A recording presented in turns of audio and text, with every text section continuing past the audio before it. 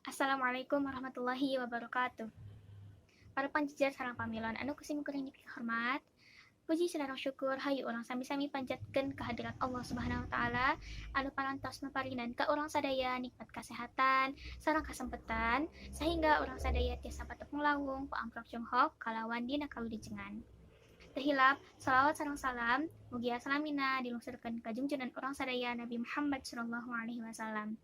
Kepada kulawargina, kepada sahabatna, sareng ka urang sadaya salaku umatna dugi ka akhir zaman. Amin ya rabbal alamin. Tepangkeun wasta pun rafanada, simkuring ngagem pancen janten panumbut catur, teu hilap ngahaturkeun nuhun kepada panjijar sarta pamilon anu parantos hadir dina kumpulan ieu kanggo ngabahas ngeunaan gejala-gejala COVID-19. Kukituna, hayu urang buka sawale ieu ku aosan basmalah sasarengan. Bismillahirrahmanirrahim. Sata caninca kana acara anu salajengna, simkuring sejak anu pangkeun para panjijar anu bade ngadugikeun kamandangna. Panjijar nu kahiji nyaeta Aya Saimanur Alifa ti kelas 11 MIPA hiji, anu kadua nyaeta Ibu Epi Sri Rahayu selaku guru bidang pengajaran biologi. Wilujeng enjing hatur nuhun kana kasumpinganana. Para hadirin, supados urang sadaya leuwih neuleman ngeunaan jejer anu bade dibahas ku urang sadaya, hayu urang rekepkeun kamandang ti para panjijar. Mangga kasadarik Seima Nur Alifa kanggo ngadugikeun kamandangna. Hatur nuhun kasadarik Seima anu parantos ngadugikeun kamandangna.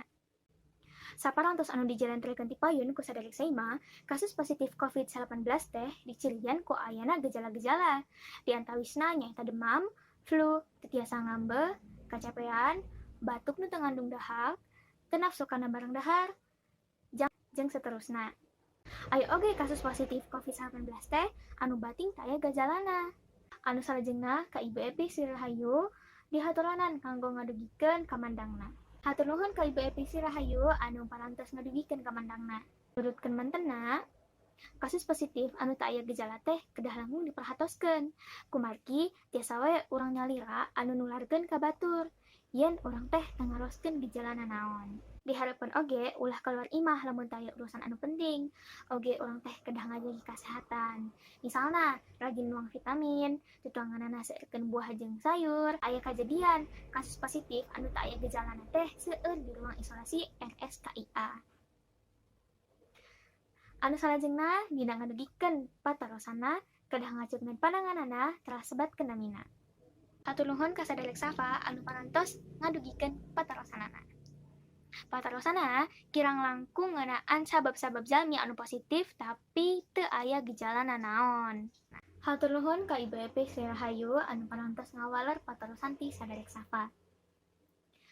Alhamdulillah ieu acara teh ti kawit dugi karengsena parantos kalaksanakeun kalayan lancar. Kukituna hayu urang sasarengan nutup ieu acara ku aosan hamdalah. Alhamdulillahirabbil alamin.